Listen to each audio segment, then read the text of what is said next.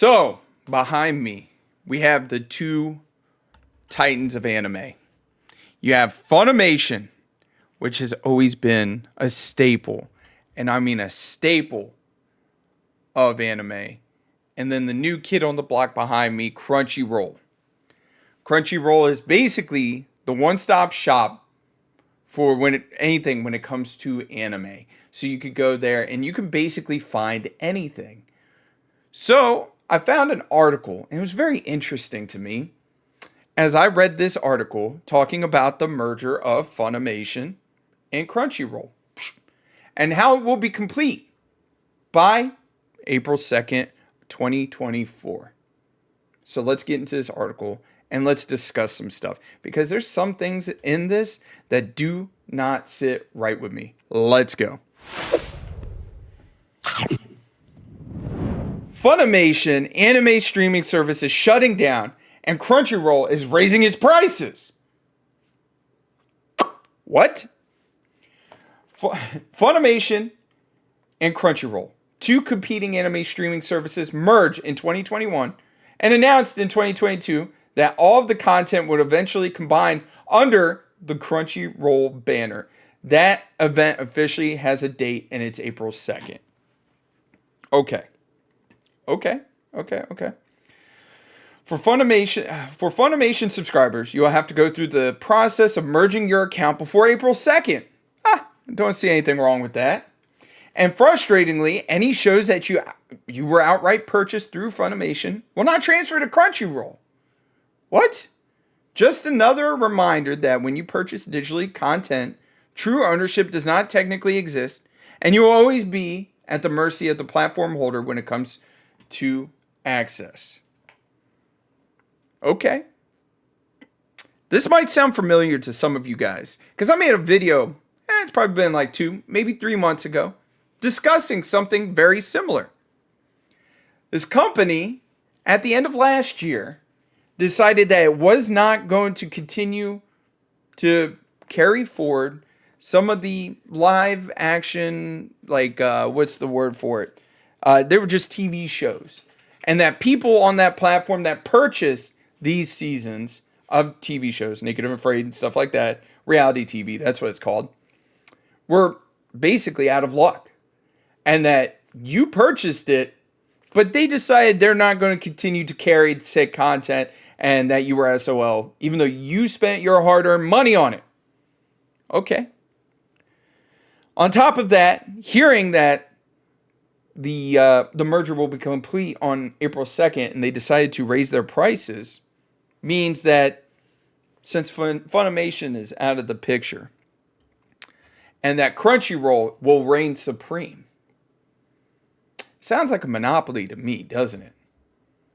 And the same company that I made the video about when it came to content that you purchased and that you were out of luck on is the same company that dragged Microsoft into court complaining about monopolies when they were acquiring Activision.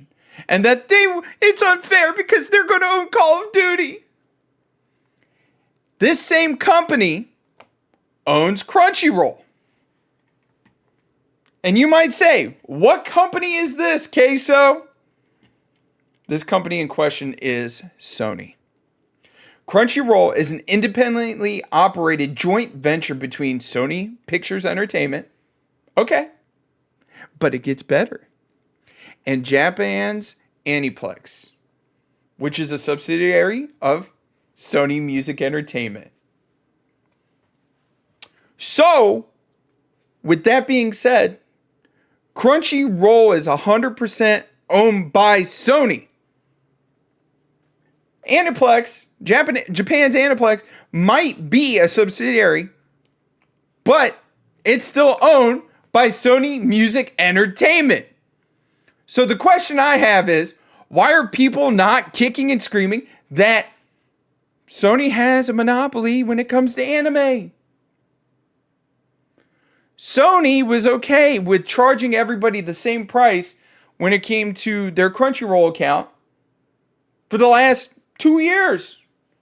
They made this acquisition in 2021 2022 it started, and it's going to be completed by 2024. So they charge you the same price when it came to your Crunchy Roll account for the last 2 years during this merger. And now that the merger is going to be complete come April, you don't have people going over to Funimation. So there's less people on the market that can potentially have that market share. So what does that do? That allows them to raise the price. Crunchyroll subscribers do not need to make any changes, but the price of their subscription will raise to $100 a year. Soon. The merger officially goes through, meaning Crunchyroll will feature more content, but the price increase will be frustrating. It's very frustrating. Now, let's keep on reading.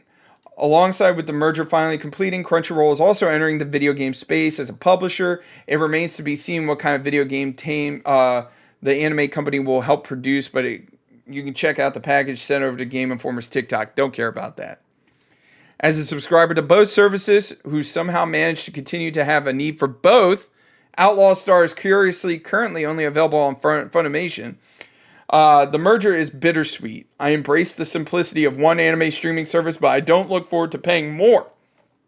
And will forever be weary of mergers being a good thing. Now, real quick, that last part of that paragraph, I don't understand why he's like, oh, price increases are frustrating, but I paid for both services. I guarantee he's probably going to end up saving money in the long run, because with him not having a Funimation account and just solely having a Crunchyroll account, it sounds like he's going to save money. Period. End of story. But we're going full screen. To me, it's very frustrating when you hear a company kicking and screaming and arguing, monopoly, monopoly, monopoly, just to buy out Funimation, merge it, and then once the merger is complete, price increase. And they're the sole owner of the service. But nobody batted an eye. Why? Because it's anime. Now, anime has kind of come more towards the mainstream compared to where it was 10 years ago. I will admit that. I've been a long time anime watcher. Started on Toonami back in 97. But it's still on the fringe of the mainstream. And this is why Sony can get away with stuff like this. It's very disheartening to hear stuff like this and to see stuff like this. But there's only so much you can do about it when you're a little guy. Hey, you guys, I just wanted to let you guys know, thank you so much for coming and watching this video. If you're here at the end, don't forget to mash that like button. Comment down below. How do you feel about this whole thing? Do you think I have good reason to be mad at Sony and how for the last 2 years they've kicked and screamed that Microsoft has had a monopoly on the gaming market and how it's bad for gamers, but yet they could do this to the anime market and it's good for anime watchers? And, let me know down below. Do you think I have the right to be angry? And don't forget to subscribe, man. It really does help out this channel a lot. We're on the march to 8,000 subscribers. I can't do this without you guys. Each and every single one of you guys are awesome. Whether you like this video or if you don't, I'll see you later. Have a great day, you guys. I'll catch you later.